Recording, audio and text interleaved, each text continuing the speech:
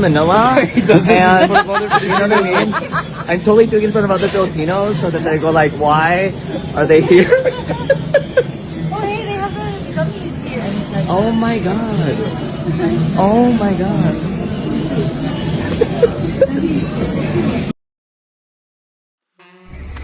Sa gitna ng showbiz, isang pagkakaibigan ang namumukod-tangi ang samahan ni Liza Soberano at Nadine Lustre. Kamakailan lang, spotted silang magkasama sa US, patunay ng kanilang matibay na ugnayan.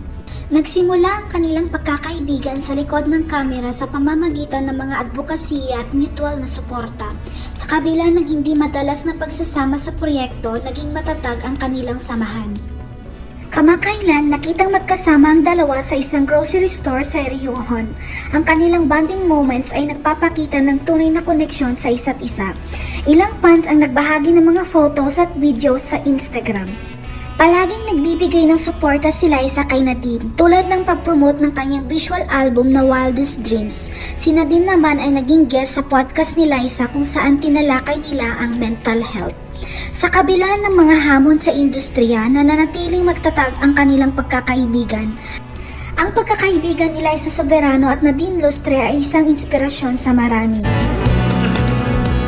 You know what I mean?